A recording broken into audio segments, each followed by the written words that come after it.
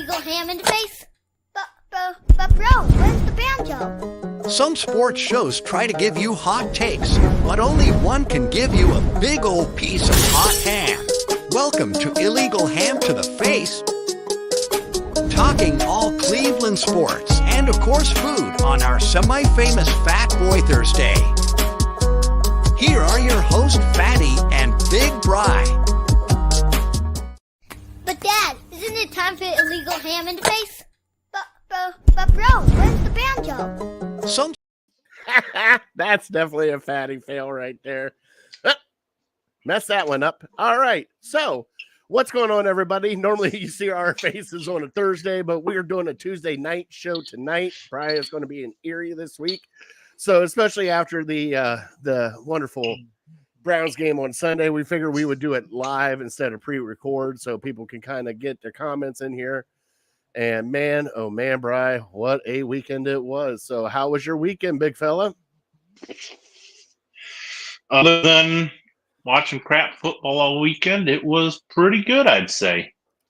Yeah, you It's got my buddy Mark's 40th birthday party. Yeah, I'm not a big fan of Texas football teams, if you know what I mean. Yeah, you definitely had a shitty weekend. You got blown out by fucking Texas and Quinn Ewers, and then man, oh man. What was the Browns game? Man, Bri, that was horrible to watch. We'll get there. We'll get there. We do have somebody that has been chomping at the bit and waiting in the wings for this game, and we got to bring him in. And it's I don't want to do it, Bri, but we have to because he's a friend of ours. He deserves it. He deserves it. So let's welcome in our boy Juice, Bluegrass Beard from the Fantasy Football Pod Squad and Cheap Seats podcast. Juice, what's going on, brother? What's going on, guys? What's up, brother? I knew we were going to see your face after this game, and I knew this was going to happen. And I'm not shitting you, Bri. As soon as the game was over, it was beep, beep, beep, text. I have surfaced, boys. And we weren't sure if you were alive. You know, we wait till football season to reappear. I understand. I got a lot of friends like that. You know, we had Big Man on with the fancy belt, just shaking it off in front of people, and now we got the Juice on. It's definitely football season, bud. Boy, y'all are struggling with them boys down south, huh? Oh boy. It ain't good. It ain't good at all. Not good. Doesn't even look like football sometimes. Hey, when you're used to that slow stuff y'all play up north, when you play fast down here, it sometimes it just looks awkward to you. Now, we got to know, last time you were on, you were pretty adamant that Dak Prescott wasn't the guy. Have you changed your tone? Are you still thinking he's good but not great? He's a future Hall of Famer. After 1 week, hell yeah. God, I can't. I mean, he got a Hall of Fame contract. We saw that. $500 million arm. What else do you want from him? I'm with you. I think he's very underrated. He was number 2 in MVP votes last year. 100 million of it's his feet, and then the other 400 and 700 million that Jerry Jones wants to pay him is his arm. And I mean, we're talking about a future Hall of Famer here. Here comes Big Man. Dak pisses excellence. Here we go. Jesus. When you wake up and put that star on your head, you just know you wake up and piss excellence, boys. I mean, ain't nobody can hang with our stuff. I don't know what I can't believe what I'm hearing. It's the greatest team ever assembled. Jesus God. Jerry Jones texted me this offseason. He said, "Don't worry, Beard. I got it. I got a plan. I got it figured out." I said, "Jerry, you just cook, man. You do your thing." And I think he got a little confused. That happens with old people and text messages. I think he got confused, thought I meant sign Dalvin Cook. But, I mean, he's cooking. You got that? Loud and clear. Hey, it's nothing like getting Zeke back. Zeke looking like he's 24 again. You know, got the crop tops rolling again.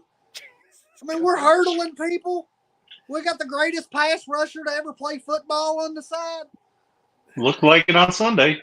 Definitely looked like it on Sunday. He just does whatever he wants. He seen that elf on the middle of the field, and he said, "Yep, eating tonight, boys, eating tonight." Oh my God! I knew this was good, Brian. I knew this was coming. I think He's And allowed his day in the sun. You put a beat down like that on us. Christmas cookies. I mean, I gotta feel bad for the kids in Cleveland. They got any toys left up there? man, I would have loved to talk to you after that Green Bay playoff game. Oh, that was a fluke. That's a fluke. The refs screwed us, man. The refs screwed us. Complete screw job. I like that.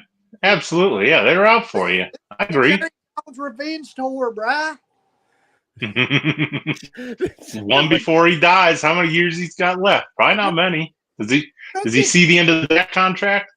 I mean, we're talking about it. He is going to be the first owner to ever assemble a team that went 17-0 in an NFL season. Wow. This season? He is, absolutely. He has assembled the greatest team ever. oh my God! Miami Dolphins. I ain't got nothing on this team, boys. I'm telling you. All right, so Big Man wants to know how much you have drank already tonight. For one, Quite a bit. okay, there it is. And then Eric from Top Dog Tailgate said, "Is this a Duck Dynasty stunt double? If it is a very short version of it." Hey, listen there. Listen, The you don't talk dynasty wishes they had your charisma. about another man's beard, and you don't talk about another man's teeth. That's some bullshit now. I'm sorry. Thought I was going to a nice etiquette show here. All right. Well, Big Man wants another cheap hand party. Hey, y'all tell me when to show up, boys. I show up ready. All right. Well, I think we need a win first, so we can start getting in your level here. No, we ain't never getting no cheap hand party. We're down. We're pretty low right now. We're going to be waiting a long time. Can we just get the exception? We do it Get again? out of here.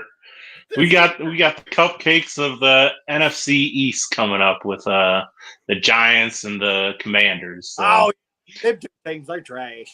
Did you see what Baker Mayfield did to the Commanders? I mean, my goodness. Right. That's JV squad. Yeah, Brian, you better be praying to the dear Lord that somebody does not go out and throw 4 touchdowns against Washington Commanders after you said that. Just call it like I see it. It was second worst team last year. Okay. All right. If our offense doesn't show up that game, I'm going to find. I don't know. Shit. Hell if I know what our offense is going to do. Nick Chubb won't be back by then, I don't think. Jesus, they need more than Nick Chubb from what I saw on Sunday. A couple tackles would be nice. Yeah, more than a couple tackles, too. All right. So, Juice. Quarterback. Oh, you finally admitted it. All right. I got to get to you later with that. All right.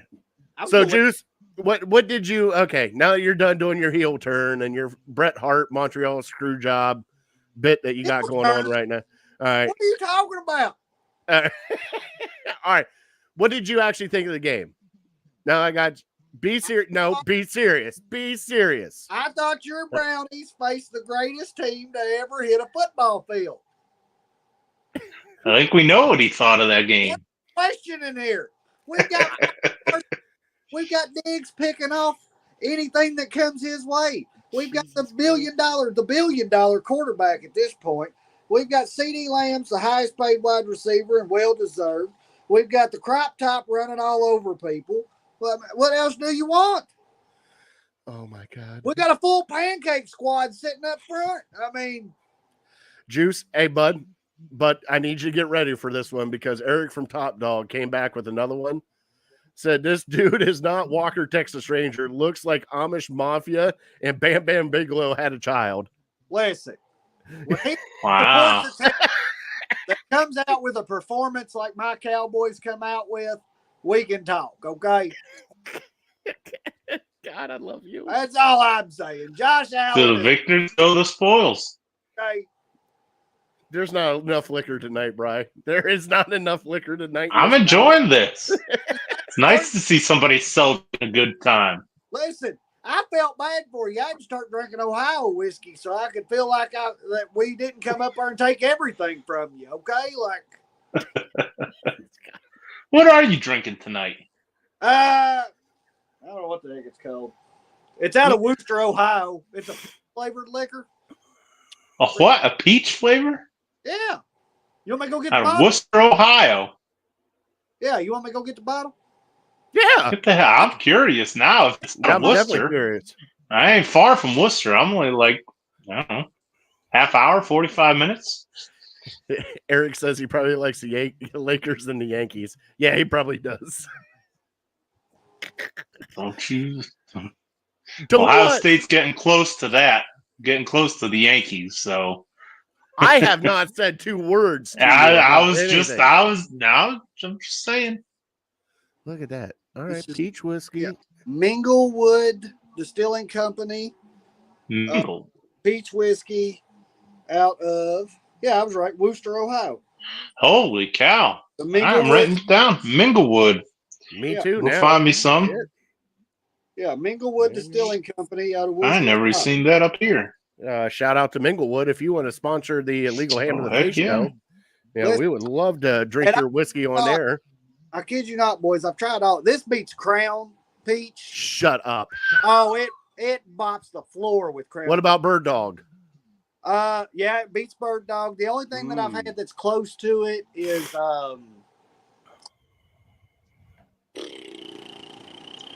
Coyote. Coyote Peach is pretty close to it. But Okay. this, I mean, I it thought goes. that was a chew.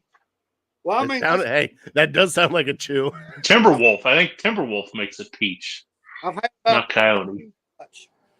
Yeah, I remember getting a 10 from you of Timberwolf out of your car that was in there for like 6 months and turned out to be sawdust.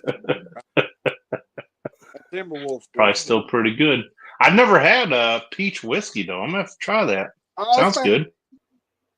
It's fantastic. Fantastic. Yeah. Minglewood. Now All right, rolling. Minglewood. I don't know. I have a friend up there in Worcester, Ohio, that brings me a bottle every time I come down. But yeah, this stuff's fantastic. All right, we're definitely Sweet. going to go find that, Brian. Good recommendation. I will. I definitely will. All right, Juice, get one more good dig in before we got to get you off of here so we can start our show. Well, you know, I just don't want any of the Cleveland fans to get disheartened. You know, you're a very intricate part to the NFL community. We love beating up on you guys, and we love how passionate you are. I just don't want you to get so downhearted that you stop being you, because I'm telling you, you have played the greatest team in the NFL already. It can only go up from here, guys. Juice, I love you. God, I love you. I think our fans are looking for some sweet chin music or something right about now. Hey, listen, Yeah, see what we can actually But I do like to right see here. a happy fan base. Absolutely. After what we've been going, the funeral we've gone through the last 2 days, I like to see some excitement. All right, here. Cheers, Juice. cheers, Love boys. you, brother. Appreciate you. Love you, brother. See you at the next cheap hand party. Which will be coming Love up you. soon. I'll let you know about the next cheap hand party, all right? Let me know. All right, see you, brother. Well done, sir. Tip of the hat. All right, that is Juice from Fantasy Football Pod Squad Cheap Seats. Oh, my God. Brian, that one stung a little bit, but That was We gotta fun. get it. I enjoyed it. I love that he went full heel turn on us and just the greatest was, the greatest there was, the greatest there ever will be. Hey, Oh my hey, I don't know. It could be. They're 1-0 and they had a pretty big win in week 1. So I'd say they're sitting pretty. Chris is here. He said he's probably a Texas Longhorns fan too. Yeah, I don't know. I think he's I know he's Kentucky basketball, right? Yeah. Oh God, yeah. I'm I surprised don't know if not he's Kentucky football. I mean, I'm pretty sure that Jared Lorenzen is his best quarterback ever, besides Dak Prescott. Oh, we got to ask him Tim Couch. My buddy met Tim Couch. He sent me a picture with him like 2 months ago. I forgot to tell you. Son of a bitch. Yeah, he met him. He lives down in Lexington. He goes to like the Y or whatever to work out, and he saw him there and got a picture with him. No name drop, like, hey, some fat guys from Cleveland want to talk to you about Browns football. I said next time we run into him. He's like, I didn't want to bother him a whole lot. I still got a Tim Couch signed mini helmet in my living room down there. All right. He said True Blue all the way, baby. So no, he's a Kentucky fan. Okay, good. Good to know. And Mike if he's- Stoops. Justin said if he's Kentucky basketball, then just mention Duke. Yeah, that is true. Oh my God, here we go. Hey, Tuesday night is a fun night for us tonight here on Legal Ham to the Face, Bri. We do got to get our show started, so let's go through some shout outs, Bri. Do you have any shout outs this week? Yeah, I'll do some quick ones. Just the busy birthday month or birthday week with we had Jose, my buddy Mark, celebrating number 40, and the Preacher Man. So Preacher Man. Three good dudes celebrating birthdays this past week. Yes, and shout out to you guys. That's awesome. Jose turned 60. We got 40. What's Harrison now? 38? No, he's a little younger. 30. Damn, he's that young. 35 maybe. Yeah, All I think right, more power to him. 35 or so. All right, the only shout out that I got this week is to all the fans that actually showed up to the game on Sunday and showed out. Man, was that place rocking. The Muni lot was rocking. Weather was perfect in Cleveland. Just perfect. Just Beautiful. Thank you guys for showing up, showing out, having a good time. Eric, I got to see all the pictures from Top Dog Tailgate. They had a blast at Top Dog Tailgate. Flip Cup champions and everything else. Oh, yeah, that's another one. Shout out to James Earl Jones. Rest in peace. That is a little sad news today. It's 93. Well, We could all only be so lucky, right? I'd sign up for 93. And the thing is I just watched The Sandlot with the kids the other day. And I was like, man, still not one of my top 3 baseball movies, though. Is that our top 3? Do we have a top 3 for today? We do. I'll Okay. give you a hint here a little bit later what the top 3 is. Mm-hmm. All right. So, Bri, we do have a trivia tonight. It is my turn for trivia. Let me play the sounder.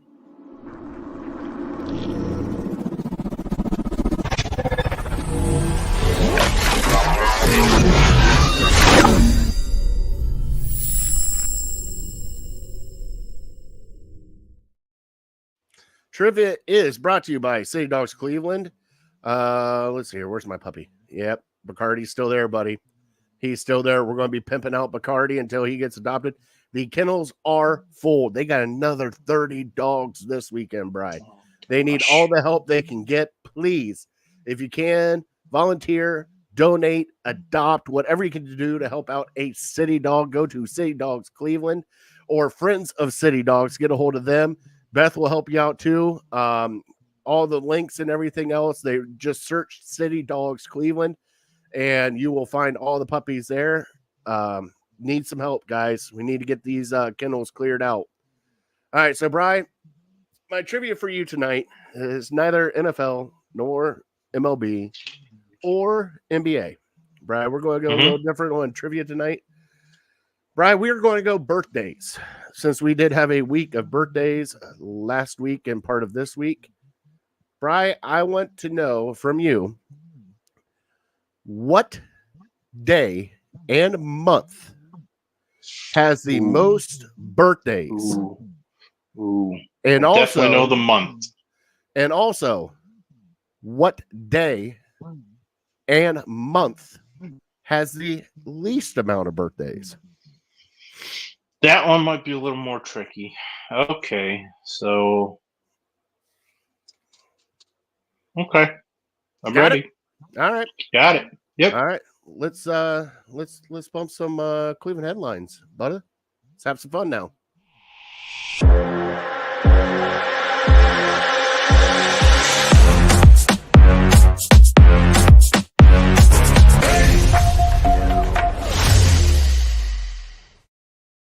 All right, so your Cleveland headlines, and we are just going to go straight Browns tonight because we got to just air out everything else. By the way, we are almost 20 minutes in.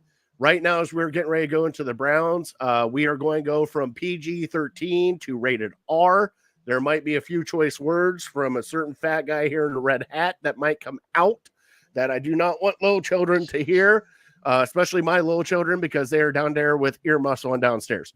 So, as that being said, Bri, the Browns lost to the Cowboys, and my God, what a pathetic showing it was on Sunday.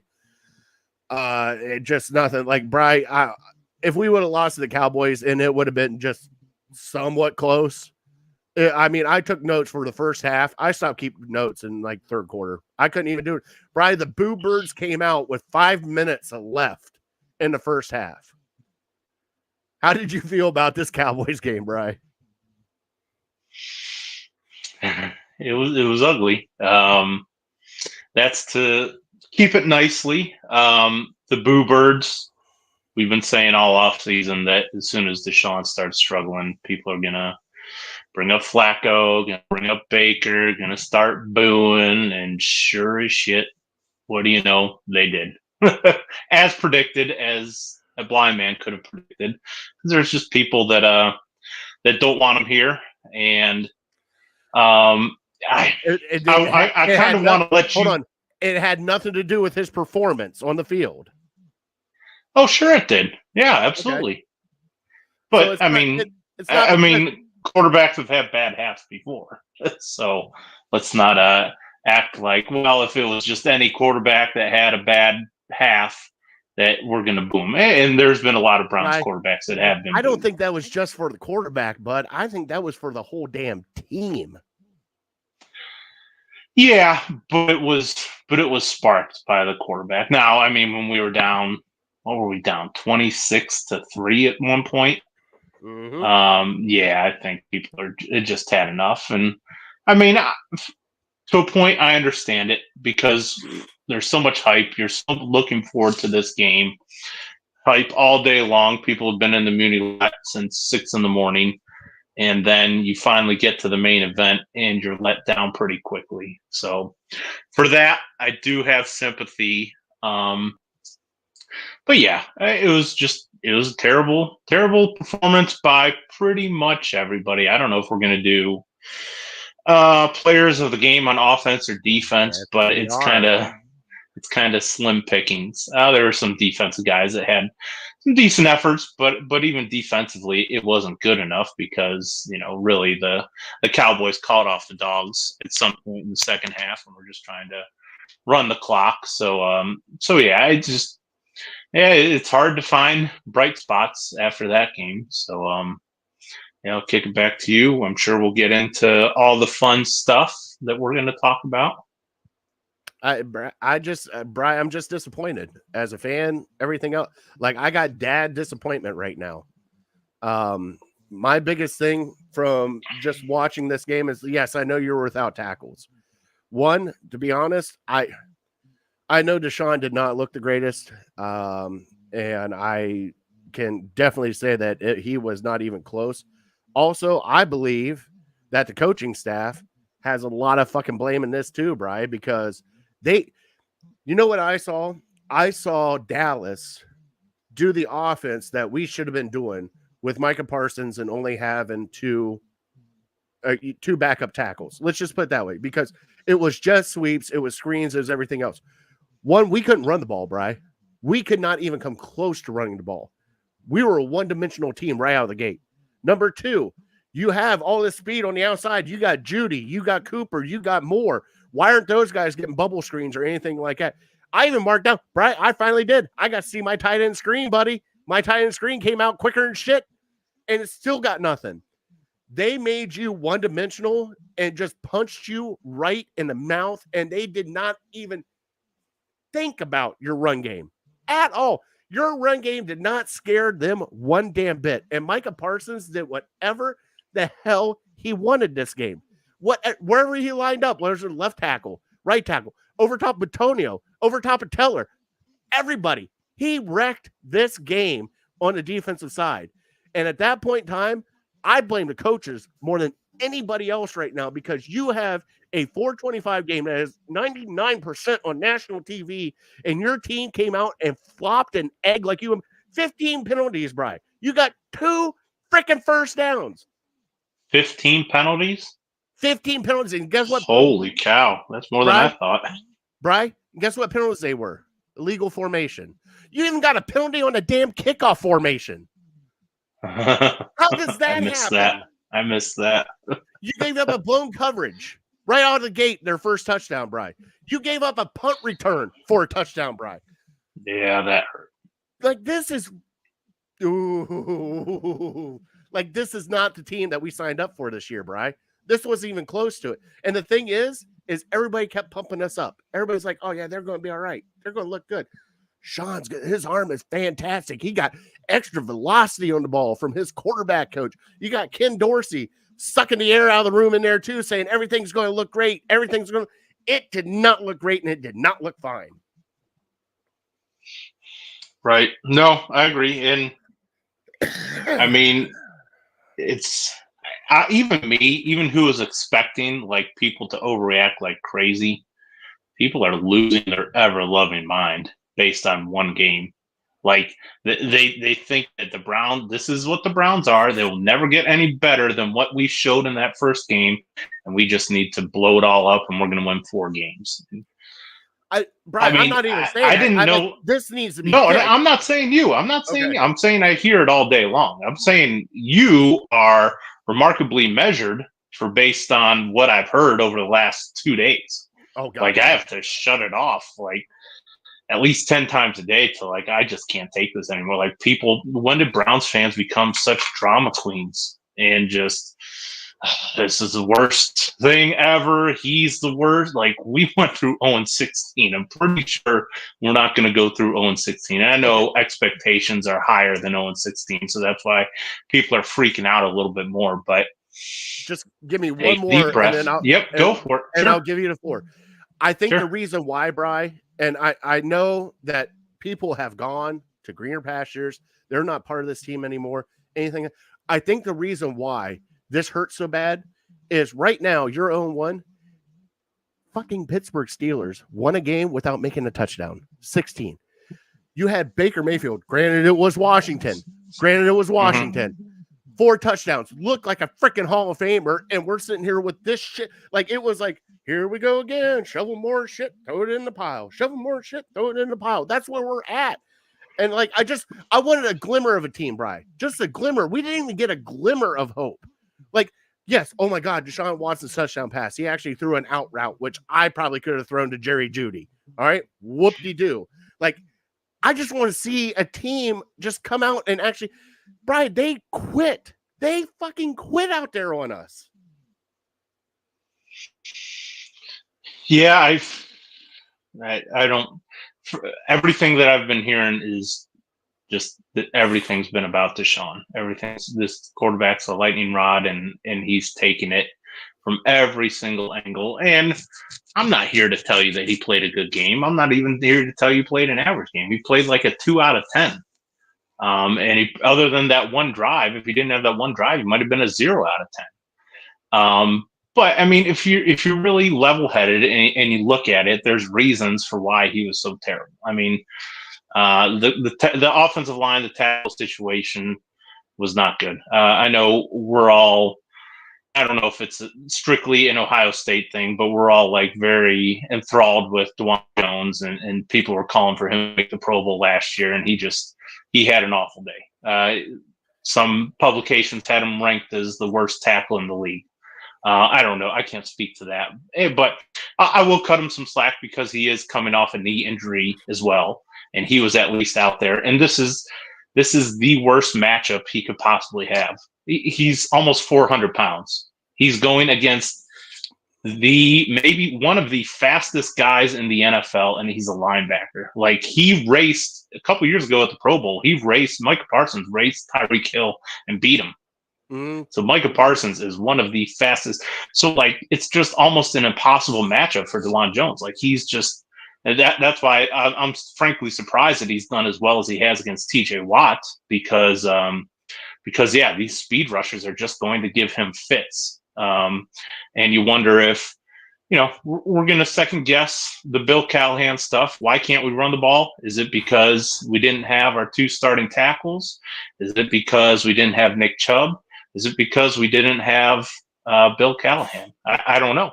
I think it's probably a mixture of everything. Yeah, but you say that, but then you watch San Francisco last night with an undrafted person, and I get it. It's Shanahan's thing.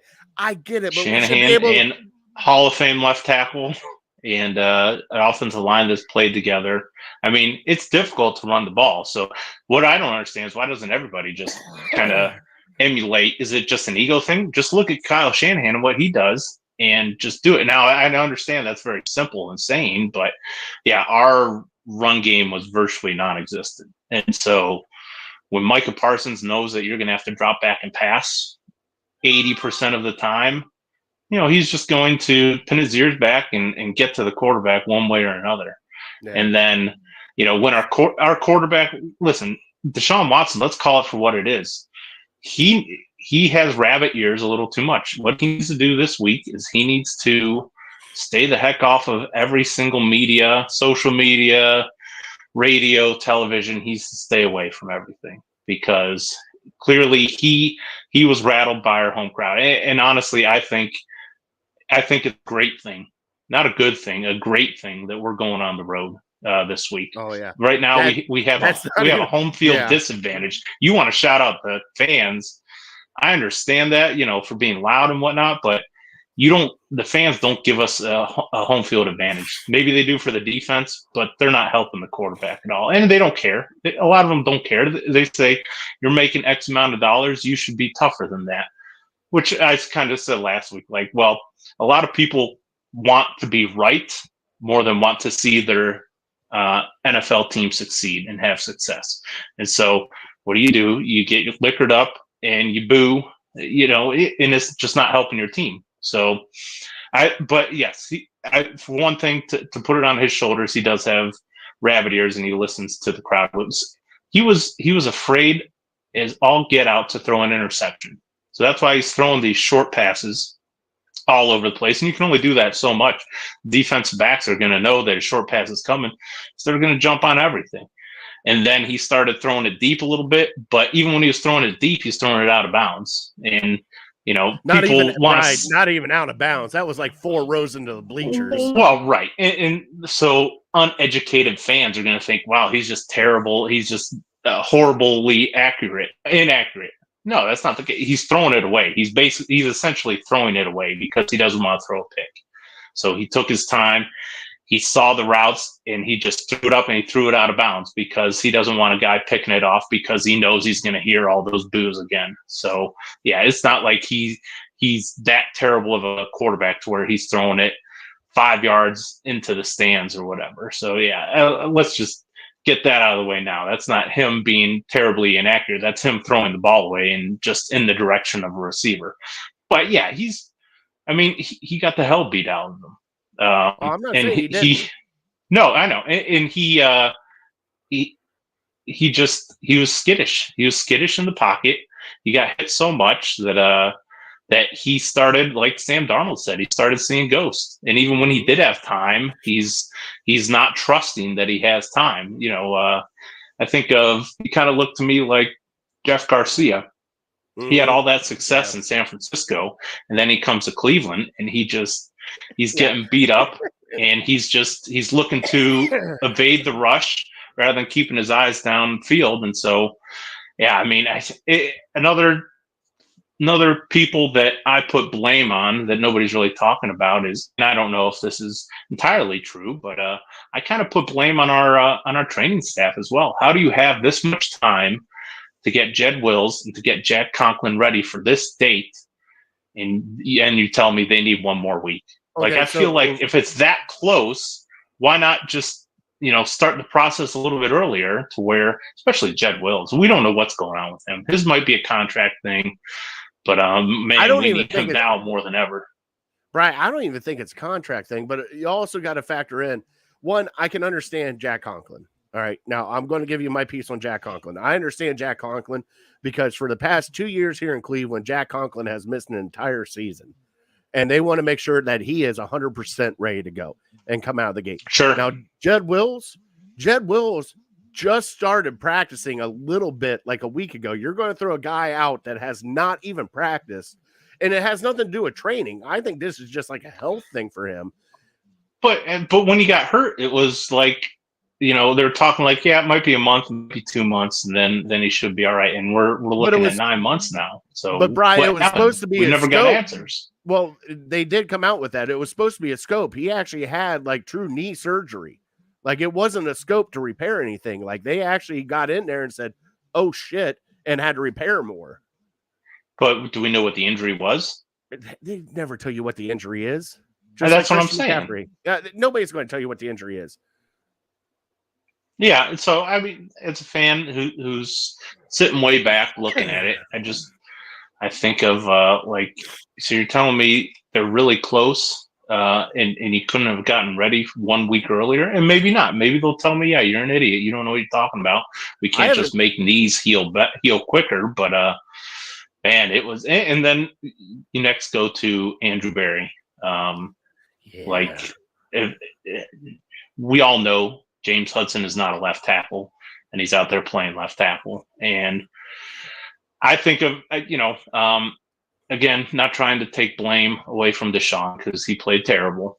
But when you're having to run for your life and you don't feel comfortable in the pocket, it makes the best quarterbacks in the league look like garbage. Do you remember the Super Bowl? Pat Mahomes against the Tampa Bay Buccaneers?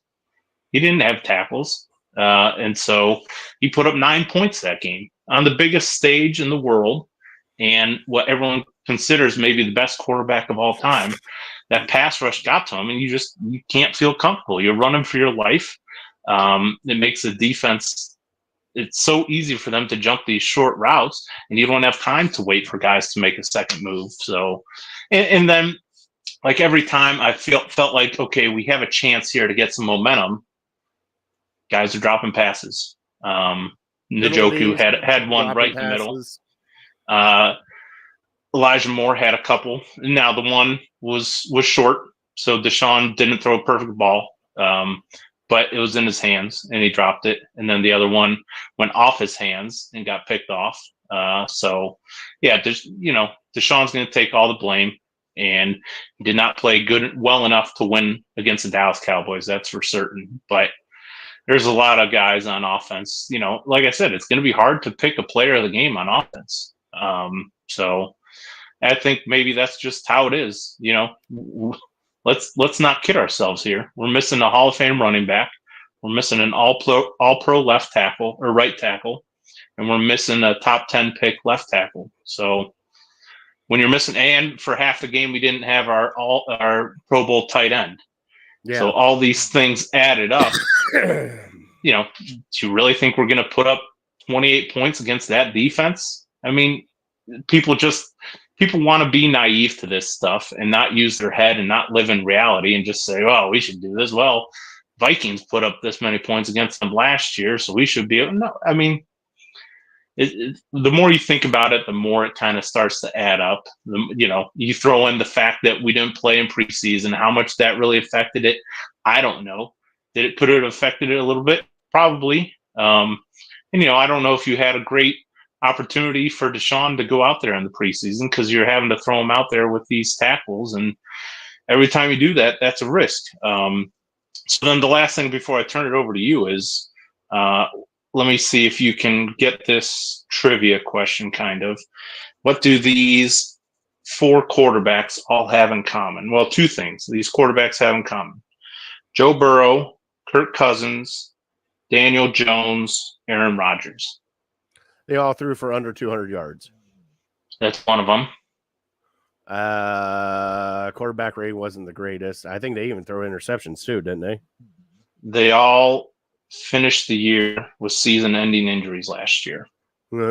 So all these guys are coming off season-ending injuries, and this is their first live action that they've seen in several months, almost a year for some of them. Aaron Rodgers is a year. Joe Burrow is 10.5 months. So, I mean, people don't want to hear it in Cleveland. I understand. We've been waiting for 13 games and 2 years and blah, blah, but it's a long season. This is one game. He didn't look great. People are calling for Jameis Winston after one game. It's like, okay, Brian, I'm not calling for Jameis Winston after one game. I know better with that. I mean, that's the reason. I'm telling you what, if they would have re-signed Flacco and Flacco was sitting on the sideline, this is exactly why they didn't. This would have been a huge. Every call would be, the Flacco chance would have started with about 3 minutes into the second quarter, probably 3 minutes into the game for some people. Now, there are some things about this game that really did piss me off, Bri. And one of those things that pissed me off is, one, the game was out of hand, and yet Deshaun Watson was still out there just taking a beating. And I've had all these people. You know why? I'll explain to you why. Hold on. And all these people want to go, well, he needed live reps. He needed this. He needed that. He needed this. Okay, hold on. So if he needed that, he should have done the preseason game, the third preseason game, but they were afraid to do that because of his left tackles. But it's okay because it's week 1 to let him get fucking destroyed and not pull him in the fourth quarter like they should have to make sure that he was not injured even more if he wasn't. I mean, he had, what was it? See here. They ended up with 6 sacks total, I believe, 39 pressures. Like, it was unreal stats of how much he got abused that game. At that point in time, if I was his head coach, I'd be like, hey, brother, I know you want to go out there and play. I know you need live reps. I know this is garbage time and you need to get your timing down. You're getting hit too much. I can't let you get hit this much. We got to pull this right now. The exact reason why they didn't do that was because, again, the fans would have lost their damn mind. Exactly. And they would have said, if Jameis Winston completed 2 out of 3 and he threw 2 decent balls in garbage time, everybody, 95% of people listening to Sports Talk Radio would say Jameis is a better quarterback. He needs to be out there. We saw him complete 2 passes. He's our guy.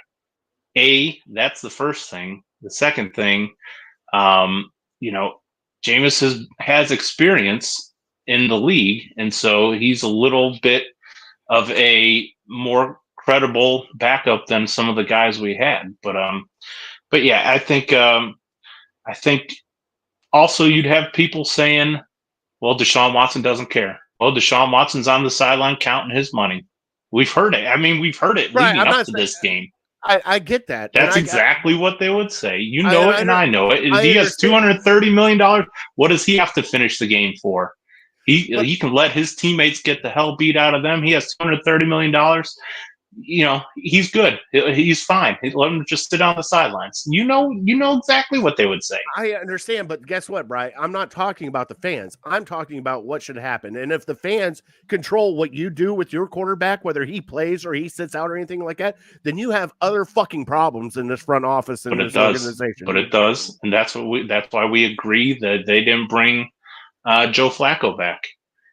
And I'm okay with that, because eventually, if the fans get loud enough, you run the risk of it seeping into the locker room.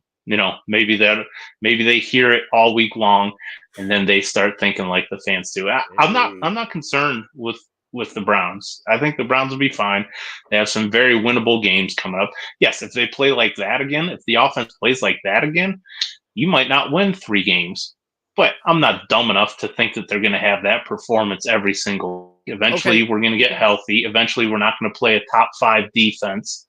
We'll be okay. It might not be great, but we'll be okay.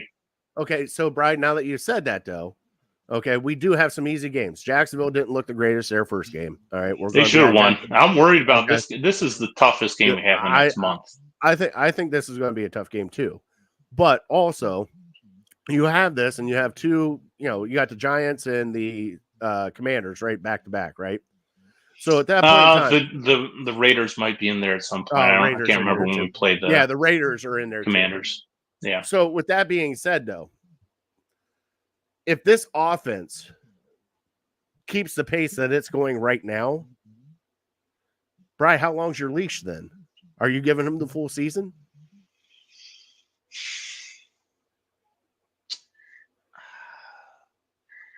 It's hard for me to answer that just because he looked terrible.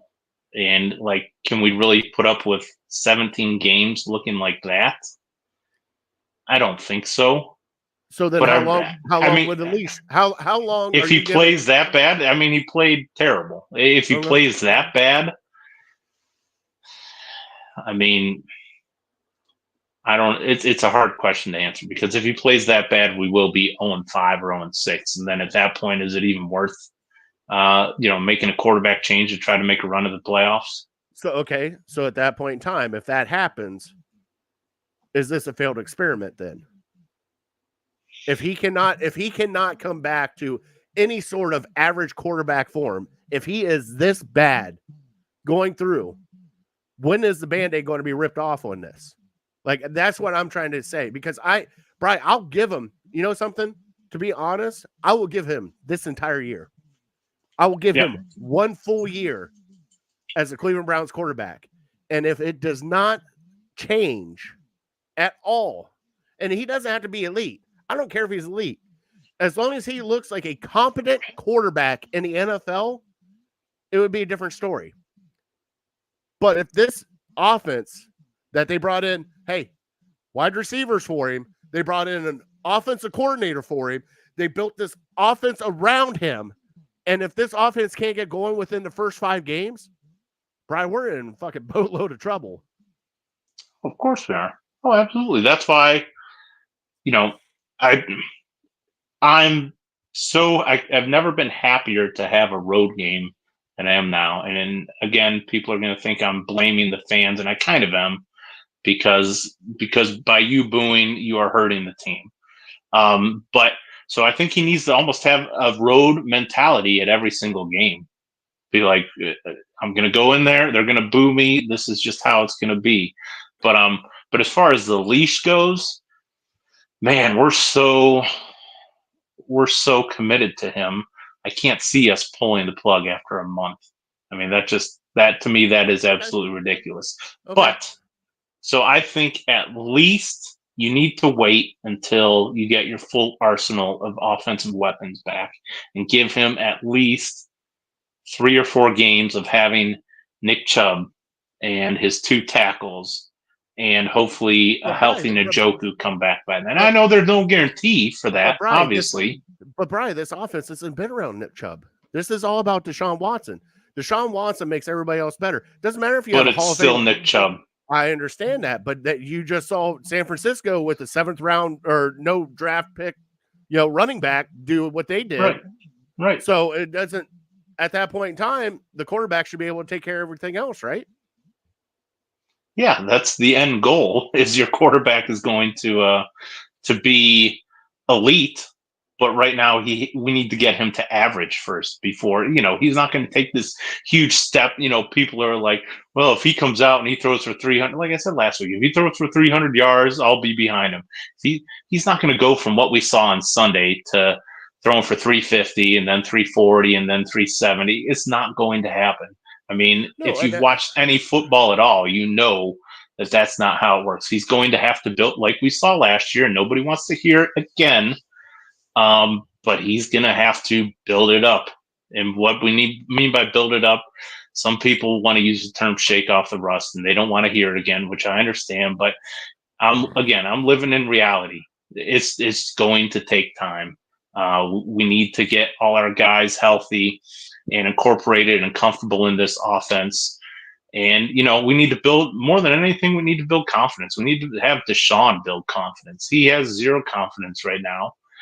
These next few weeks to month, we're going to be playing some winnable games to where hopefully we can get a running game going. And hopefully that will loosen up these defenses, and we're not going to have to pass the ball all the time because we're down by 23 points early in the 3rd quarter. So it's going to take time in this microwave society. People want to make giant drastic changes after 4 quarters, and that's just not me. I mean, no, I'm going to give him this year unless Brian, sure, I am too. Unless shit gets really out of control. Really out of control, I'm going to give him this year. And well, right. And just because Deshaun Watson still provides you with the best chance at going far in the playoffs, just hoping that some people are convinced that he'll never get his magic back as an NFL quarterback. But Jameis Winston has a ceiling. His ceiling, and I get that, even with a great team, his ceiling is, he's never going to beat Mahomes. He's never going to beat Burrow. He's never going to beat Lamar. He's never going to beat Josh Allen in the playoffs. Like, his ceiling is maybe he gets us to the playoffs. And if you're content with that, then yeah, you should be cheering hard for Jameis Winston. But if you want more than that, the way we get more than that is Deshaun building up confidence and building up repetition and getting to the place where he was at the end of the Ravens game last year. And that's why people, like, in the day of social media and sports talk radio and message boards and everything. Like, how long? You tell me, how long was Deshaun Watson's leash at the end of that Ravens game Oh, that last one? year? Yeah. What- Like, do you think people would have booed him in the first quarter if he came back to Cleveland after that one? And no, of course not. but So his next game that he played this year, but what also changed? What hold on. changed from? You say that, but if he came out with a half like he just had this game, like so No. okay, so after that Baltimore game, no matter what happens, if Deshaun comes out and just Has a lays stinker. goose egg, Yeah. it has a stinker, everybody's going to be cheering. You're for him not and going to be. everything's You're gonna not. be You're not going to be booing. I'm not going to say you're going to cheer I for call- him. I call That I call bullshit. that- Everybody's going to be booing for him. He had after one he half just of football. knocked off. After he Okay, just after knocked he off. okay, Knocked And off it's the number also- 1 seed in the AFC, and brother, he's and it's going to Cleveland. come back his next game. Yeah. So you think that's rational to like? Hey, you haven't built Right? up a little It's collateral. Cleveland, though. Okay, it's Cleveland, though. I understand what you're saying, and Well the fans are then, gonna be fans. the Clevelanders also ran Baker Mayfield out of town, and now everybody loves him and thinks he's a great quarterback. Nobody. Okay, here we go. All right, Brian, I get what you're saying, but if you even if he went out and had the greatest game ever against Baltimore, right? Just the greatest game ever. Not even. I don't give a shit if his name's on it. If a quarterback came back to Cleveland, played a home game in Cleveland, and went out for the first 2 quarters, and they're getting boat raced again like this 20-3 at halftime, and they look like shit, he's going to get booed no matter who it is. It could be Not like Bernie that. Kosar. No, Bernie not Kosar's like going to get booed. no. Yeah, now you don't know what you're talking about. Bernie Kosar was beloved. Okay. Joe he was Flacco, below- you think hold that on. you think they would have booed Joe Flacco like that? Heck, no, they wouldn't have. Oh, Bri. No, they wouldn't. No, get out of You're here. being delirious now. No, I'm not. You don't even go. You don't go to games. I see the fans. they had it out for him from moment one, and we talked about it all off season. That Right, there's been other as soon as quarterbacks he that throws they've a had it out couple, for.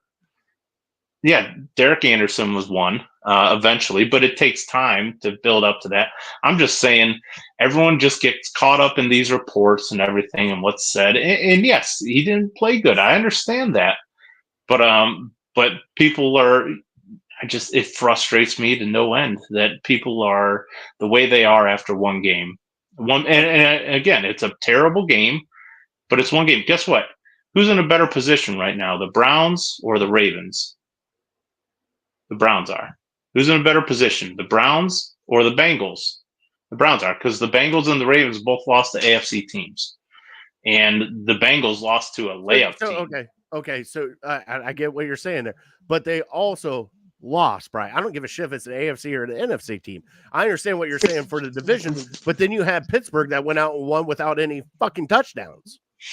Right, and that's what Pittsburgh does. They get lucky as hell, and their defense won them the game. Unfortunately, our defense could not overcome the lack of offense. And again, I'm not putting it on the defense, but they weren't great. They were pretty good, I'd say. But the Cowboys basically laid down when they were up 23-6. Well, of course, and I sit there and I giggle at it, because if I would have told you that Dak Prescott of all people that got to $231 million guaranteed, one above Sean, went out and threw for under 200 yards and only 1 touchdown, you would have said, okay, the defense played great. We had a close game, and it wasn't even a close game. Like, I'm just befuddled that it wasn't even a close game. And then to get the news that we did on Monday, which we still haven't talked about, and I don't even want to get into detail about it, but to have that bomb drop also, that another lawsuit is being gone against Deshaun Watson, and it's a new one that nobody even knows about right now. Like, it's like, okay, why don't you just add salt to the wound? I mean, that's what it is. You had Baker Mayfield throwing for 4 touchdowns. You had the Steelers winning. You had a shit game. And then you take this, and it's like, okay, let's cut it open. Let's just dump the salt in and just be done with it. Because, Brian, you want to talk about people losing their minds. I mean, they lost their minds over Joe Bitonio shaking off Deshaun Watson, trying to help him up off the ground. And I understand their fans. But, Brian, when they see stuff like this happen, we have been force-fed so much shit as Browns fans seeing this, Brian, we, like you said, 016, 1-15. We were force fed Deshaun Kaiser. Oh, yeah, he's going to be great. Cody Kessler, baby carrots. I drafted him for a reason. He's my guy. We've seen all this crap, Brian. The thing is we're just tired of seeing crap. We're going to have probably 3 Hall of Famers on this team right here. 3 Hall of Famers. 3. And we have nothing to show for it, Brian. We really have nothing to show for it. Yeah, I understand your frustration. I understand the fans' frustration. But the fans think if we replace this quarterback, everything's just going to magically fix itself. And I'm not saying I don't think but a lot of people do. A lot of people do think he's the problem. We just have to get rid of him and we're golden. Browns haven't found a quarterback in 30 years. You get rid of this guy, it scares me. Honestly, it scares me. If he's not the answer, I don't even want to think about what our future is. Oh, yeah. Because if he's not the answer, we go into next offseason, Deshaun's not the answer, where the hell are we? We're a team without a quarterback. Guess what's going to start happening? Purgatory. Joel Bitonio's not going to want to come back. He's retired. Goodbye. Nick Chubb's going to say, I only have a couple good years left. I don't want to play for a rebuilding team. Goodbye. Myles Garrett maybe demands a trade. Like, I don't want to waste my time with this team. You know, Denzel Ward with his concussion history. You know, all this stuff starts piling up, and before you know it, we're back to a 4-win team. That's the reality of the situation. You know, I get it. Fans think that, we'll just trade for Joe Flacco, or we'll just get Joe Flacco back, or we'll find another guy off his couch and he'll go 5-1 or whatever you want. No, it was a magical run. I told you to enjoy it at that time. That's not normal. In fact, that's very abnormal. You can't just do that. And so that's why, you know, the Browns are all in.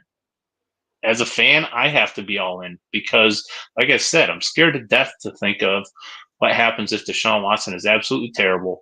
We owe him all this money, and he's not the answer. And now we're having a $80 million cap hit for a guy that's not even here, and we have to draft a guy and just pray that he's the answer, like we've seen time and time and time and time again. And you know, Baker Mayfield was good. He was a good quarterback. I still don't think he's winning anything. You know, if you're happy with being pretty good, then I understand. Then Baker Mayfield's your guy. He can be pretty good. Yeah. You know, he has a roster around him that Tom Brady won a Super Bowl with. So that roster there is pretty good as well. And so I give kudos to him because he had a great first week. But he also plays in a very easy division. He played a very easy team on Sunday. And, I mean, if he was in the AFC and the gauntlet that we have to go through, I mean, he learned how to throw to his receivers, which is something he never did here in Cleveland. So, well, you know. When you have crybaby Odell and, you know, everybody else, I mean, what are you supposed to do? Yeah. Oh, speaking of Odell, where's Odell at? You gotta find a way to make it work with the guys on your team. You can't just distance yourself. And, I mean, they're talking today. I think Gerard Cherry was talking about how Baker Mayfield was a problem in the locker room in Cleveland. He was. That's something we haven't heard about Deshaun yet. I say maybe it'll come out later. But yeah, I said yeah. I said yeah. And the fact that I'm saying we haven't heard anything doesn't mean there's nothing going on. Doesn't mean he's a great teammate. He could be a great teammate. We don't know, but nothing has leaked out yet. So you can't assume that he's the Joel Bitonio video. I saw it too. I rewinded it a couple times. Like, what the heck just happened there? And if you heard, Joe Thomas gave me a little. You heard him say how at the end of his career, he could only get up one way. At the end of his career, he could only get up one way. And Joe Bitonio's a year older than Joe Thomas was. So, you get away from me. I know what I have to do, just the fact that it was Deshaun, it got blown out of proportion. let's put it this way. When you're a big guy like that, you're a turtle. You're on your back, you're a turtle. You're not hopping up like a ninja. You got to roll over, get on all fours, and you got to kind of like, you got to do like the fat boy spin is what I call it. You got to get up, there it is, and then come up out of it. I get that. And these aren't normal fat guys. These are fat guys whose knees are absolutely shot. So at this point, Joel Bitonio is held together by bubble gum. And so I think he's just he's wanting that one last run. And, you know, to me, I still think it can happen. I don't even think the game against Jacksonville is a must-win just because you have an easier schedule coming up. But I feel confident that the offense is definitely going to play better. I don't have confidence. You know, we thought the tackles were going to play last week. They didn't, so that was kind of a blow. I don't have a ton of confidence in our run game. I think we have to be better because it was basically non-existent. And so, yeah, I have confidence in Kevin Stefanski to make it work and find a way to win. I think the defense is going to be fired up. I wish the Jaguars would have held on for a win against Miami because they're going to be a little pissed off too. So It's not going to be easy, but yeah, maybe I just don't want to think about what's going to happen if we have another performance like we did Sunday. Now I'm kind of with you. The one thing I hope to see with this game against Jacksonville, great segue because we got to get off the topics we are, Bry. Against Jacksonville, Bry, I just need to see. I need to see a competent team.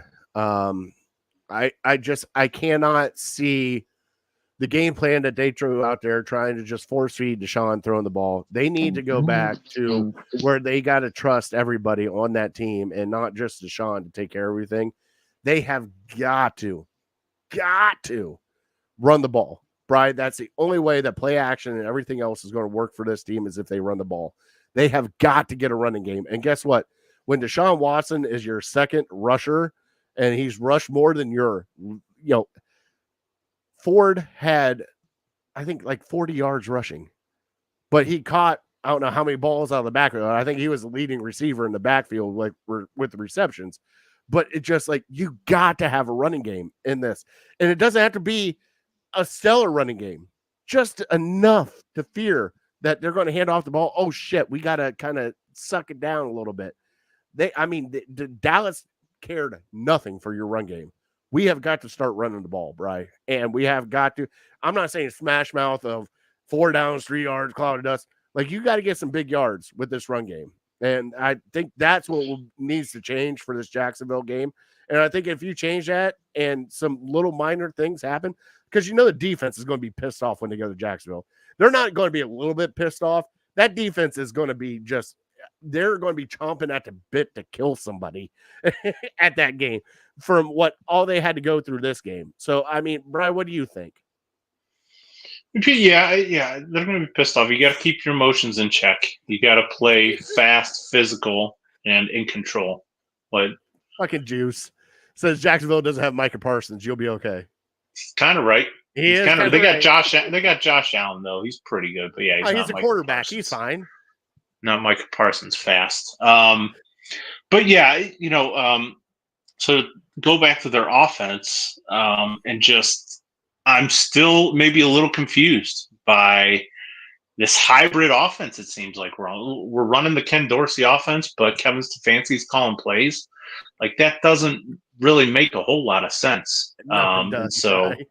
Yeah, I think to the Houston playoff game last year, and the Browns had a very aggressive defense, and the Houston Texans had the absolute perfect game plan to take advantage of them being over aggressive and having misdirection plays and naked bootlegs. And Dallas has a very aggressive defense as well. And so I feel like we were not prepared to take advantage of their over aggressive defense. Micah Parsons is going to be rushing off the edge like a madman, just something to slow him down a little bit. And I feel like we didn't do that. Maybe we did. And we were just such a complete mess with penalties and everything that we never really could get in a groove. But we had like half our plays didn't even go for positive yardage or something like that. So just an all-around terrible effort, and I just can't imagine it's going to be that bad again. It can't get worse, right? I don't know. No way. Can't get worse. Way. Like I said, playing on the road. Deshaun's not gonna be looking around. Who's booing me? What are they chanting? Did some guy yell a Flacco thing at me? It's gonna be a normal. Hey, they're supposed to hate me. We can galvanize and come together and take it to them and enjoy the flight back. So, I got positive energy. I got confidence in the Browns. I'm still sticking with. Boy, I'm gonna say 19-13. You're going. Do we know the spread? I think Jacksonville's favored by 2, right? I don't know. Honestly, I don't know. But yeah, we'll say that. We'll say 2. Okay. Oh, Brian, after this past game, it can't get worse, right? But you know something, Brian? I hate to do this, and I hate go with your heart. Go with your brain.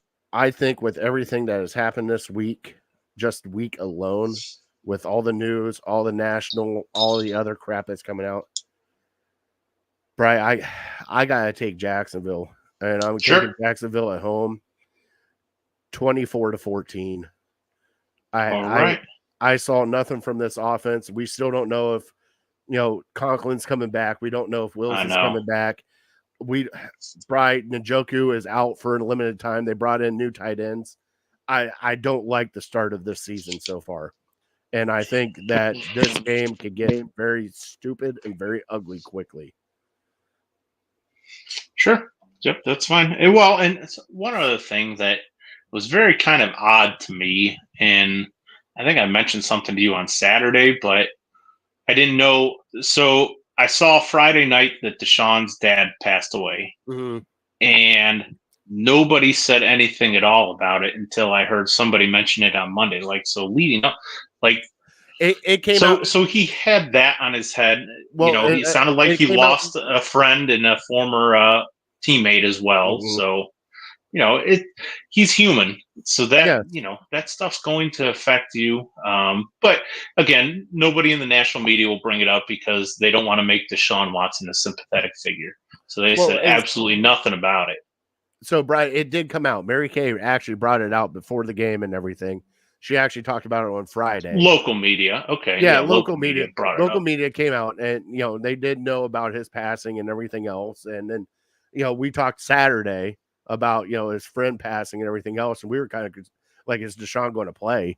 Yeah, right. I told you. I didn't even know if he was going to play or not.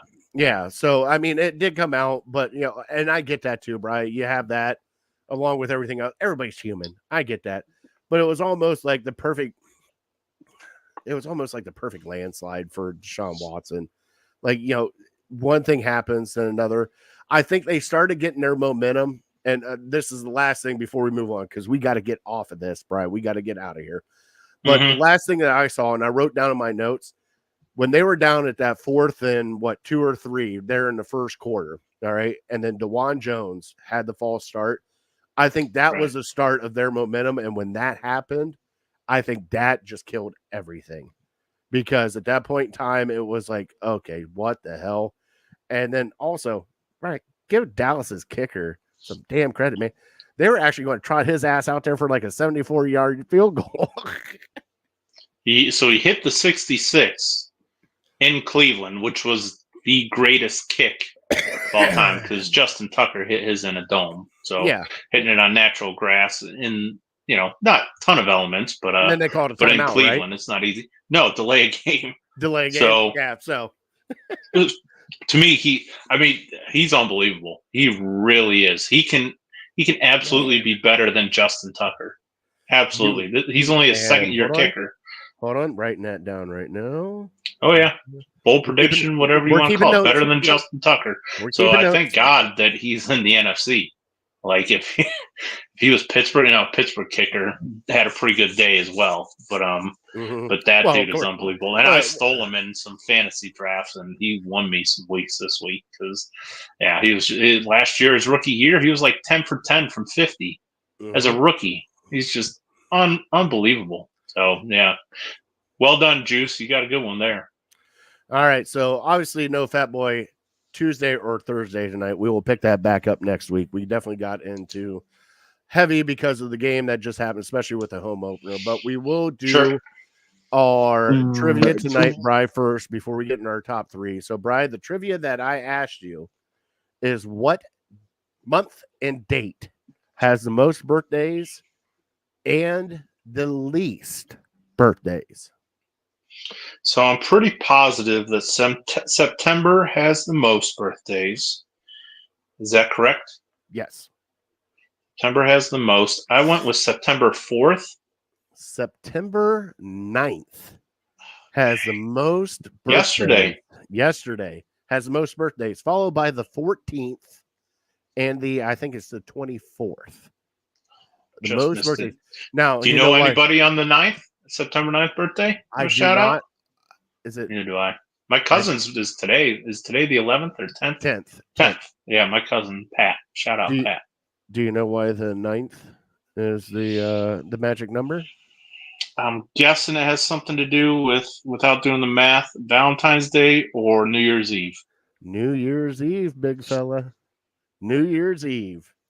All right, can you tell me the least?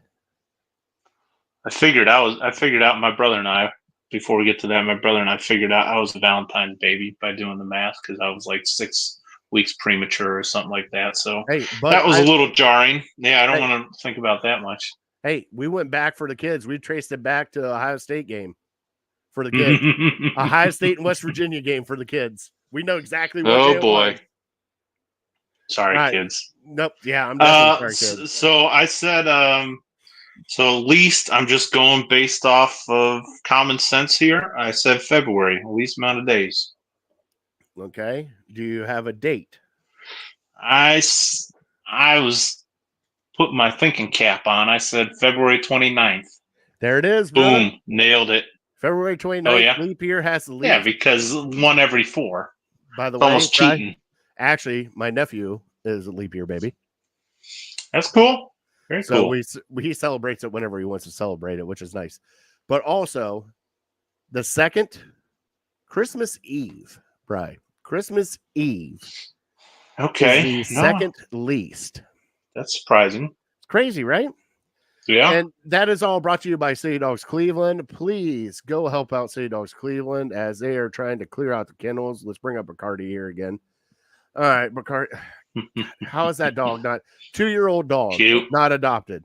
And look at that. Just loving. 2 years old. Yeah. Go get him. Old. Come on. Go get him. Go adopt Bacardi. All right. So, Brian, we're here at the top 3. Let's play the sounder and then we will get the H out of here and enjoy our evening.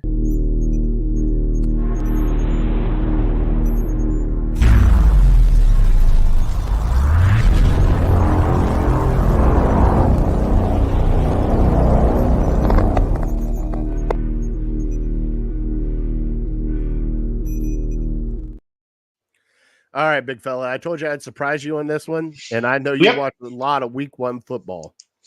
Okay. Big Bri, what was your top 3 moments from Week 1 in the NFL? Okay, you're probably going to have to go first since you're just giving it to me here. All right, so number 1 for me, Bri, we got a kick return. Kick return, touchdown. Thought we were going to see a lot more of them, but we did not. So was it Arizona that got the kick return touchdown? Yeah, against Buffalo. Okay, so that also number 2, dude. I watched the game in Brazil, and I don't have Peacock. I am still not a fan of NFL games that people can actually go to other countries because that means people can. Brian, I can't afford that ticket to Brazil, but I do have to say they did it right with that game. And man, what a time in Brazil it was. It was, dude, everybody had an absolute great time in Brazil. I mean, the fans were loving it. It was a great game all the way till the end. They did it right there. And Bri, my number 1 is Week 1 of the NFL is done. And guess what? Aaron Rodgers did not get hurt this year. It's plus. Especially as he's my quarterback. So, and Chris said I did not like that one bit. And we will get it. Hold on. Before we close out, we do have to go over fantasy. So he said that Brazil game was awful. It was not awful. Shut the hell up. That sounded right. good. High score. I thought it was good. All right, so Brian, your turn, brother. Okay, here we go. I have my number three. Sunday Night Football. Detroit, Los Angeles. Great game, great finish in overtime. Stafford and Goff, I think whenever they play each other, that's going to be extra eyes on it just because they were traded for each other. And I mean, surprisingly, it seems to have worked out for both teams. So that's pretty unbelievable. That's my number three. My number two was the Bengals losing. I mean, they looked horrible. I had them, and God, they looked I horrible. had two survivor picks, and I had them as one of them. As I'm sure a ton of people did. But just how do they lose to, with their expectations and where the bar is, baby? Jacoby, yeah, kudos to him. Kudos to Gerard Mayo for getting it done. So yeah, that was the shocker of the weekend. So whenever you have an upset like that, even though I think it was only 7.5 points, that was pretty unbelievable. And then my number one is the Thursday night game, the finish, to come down to a toenail on the line was just crazy. Like, I didn't stay up to watch it or anything like that, but they were ready to go for two. As Patrick Mahomes says, wear white shoes next time. Yeah, Patrick Mahomes, I don't know what the heck he does, but he seems to get more luck than anybody else. Oh my God, when it comes to this kind of stuff. Brian, that was a great pass, a great catch. I mean, Brian, that wasn't a toenail. That was like a skin cell on the line. Like it was that close, and they actually went with it, which shocked the shit out of me. Because I thought they would actually give it to him. I thought they were going to we're going to go for two. Here we go. It's going to be a great game. But yeah, what? And the play before, the dude was wide open in the end zone, and Lamar just missed him. Missed him. I mean, I think he saw him like last second, but he was wide open. Hey. As a Browns fan, I'm going to celebrate, even though it was the Chiefs and Mahomes. I'm going to celebrate a Ravens loss anytime it comes. All right, that was our top three for tonight, and let's get into the quick look scores of the Illegal Ham to the Face Fantasy Football League. You had the Portage County Prostitutes beating Hunky Cat 92-76. Team Big Rod beat Harold Keel 119-118. Wow, that was a good one. All right, you had Michigan Forgot to Cheat beat Always Next Year 157-67. You had Dog Pound. Wow. You had Dog Pound beating Team Big Meat 144-123. Big Bri took down defending champ Phil McCracken 103-99. Barely. And you had the showdown of the century: brother-in-law versus brother-in-law. My Knicks in the Box versus Runner. My Knicks in the Box came out on top 141-122. And suck it, Chris. I'll see you in the playoffs. All right. That is your Legal Ham of the Face Fantasy Football update.